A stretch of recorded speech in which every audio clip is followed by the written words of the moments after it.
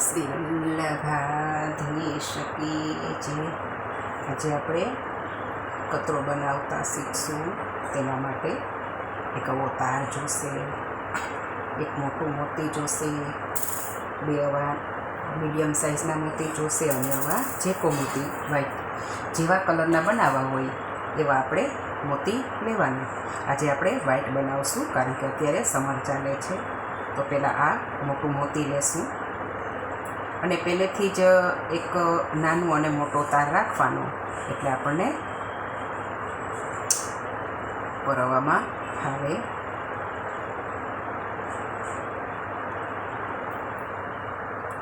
હવે એકમાં આપણે 6 મોતી નાખશું.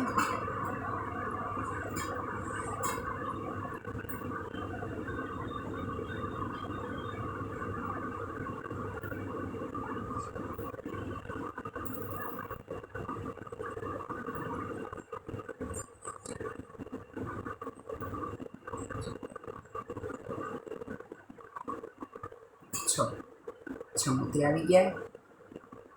હવે એને આ બાજુથી તાર કાઢી લેવાનો છે મોતીમાંથી, એટલે એકદમ આવું ટાઈટ થઈ જશે.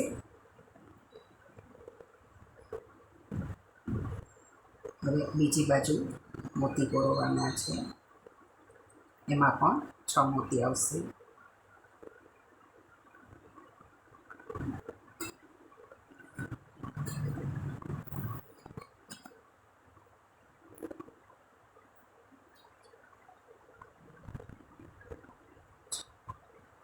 આવી રીતના.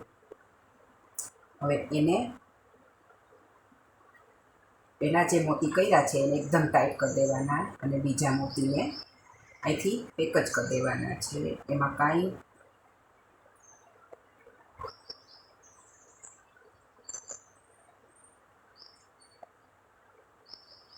આવી રીતનું થઈ જશે. 2 આંટી વાળી દેશું ને એટલે.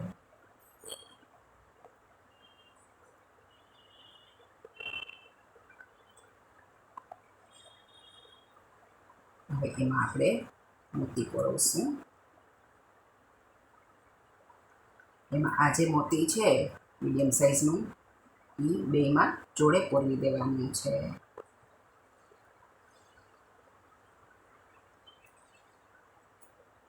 અને તેને એકદમ બેસાડી દેવાનું છે આવી રીતનું, સાવ નજીક.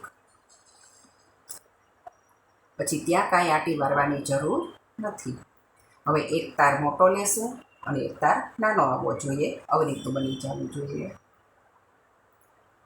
હવે આ જે મોટો તાર છે તેમાં જેવડો આપણે મોટો કરવો હોય, નાના પ્રભુ હોય તો નાનો પતરો બનાવવાનો, એમાં આપણે મોતી પરોવશું. જે જેકો મોતી છે એવા.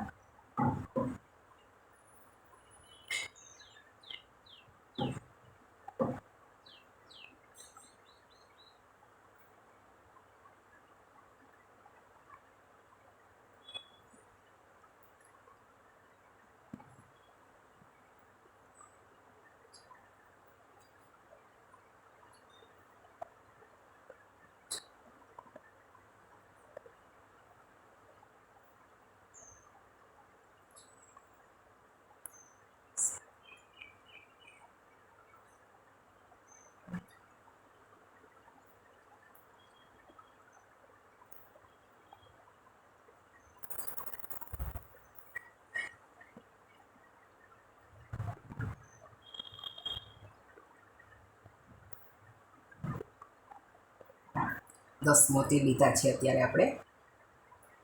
હવે એમાં જે આ મોટું મોતી હતું આપણે 2 લીધા હતા એ પરોવશું. હવે એમાં પાછા ઝીણા જેકો મોતી જે છે એ 3 પરોવશું.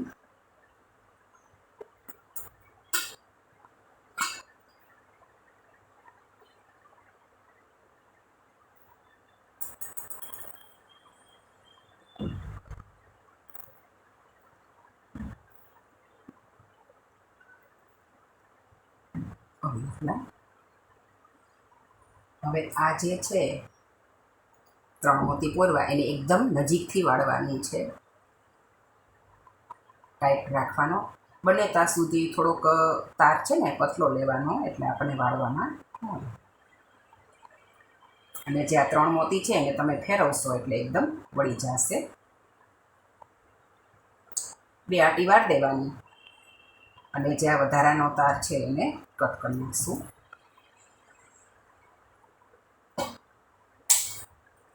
અને આ એકદમ બેસાડી દેવાનો, પ્રભુને વાગે નહીં. હવે આપણે આમાં પોરવીએ મોતી. આમાં 10 લીધા છે તો આમાં આપણે ઓછા પોરવાના છે.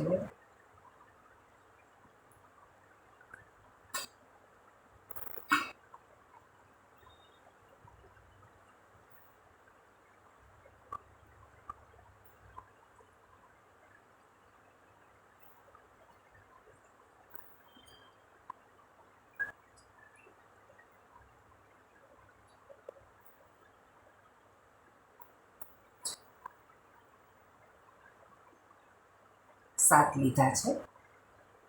હવે એને બીજું કશું જ નથી કરવાનું.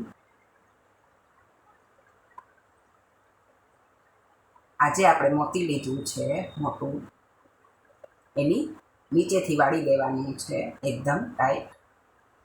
2 આંટી વાર દેવાની, પછી તાર હોય એટલે કાંઈ નીકળવાનો પ્રશ્ન નથી. અને હવે જે આ તાર વધારાનો છે એને કાપી નાખશું. અને એને પણ આંગળીથી એકદમ સરસ પેક કરી દેવાનું છે, પ્રભુને વાગીને.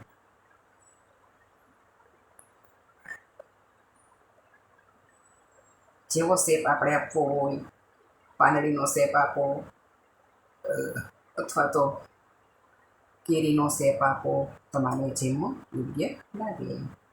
આજે મેં કેરીનો શેપ આપ્યો છે. આ છે આપણો ઠાકોરજી માટેનો પતરો. શીશ ફૂલ કયો, પતરો કયો, ખૂબ જ સહેલો છે, એકદમ ઇઝી છે, આવડી જાય એવો અને પ્રભુને સુંદર સોહાય એવો. અને અહીંયા જગ્યા છે એવું લાગે તો એને એકદમ બેસાડી દેવાનું એટલે બેસી જશે.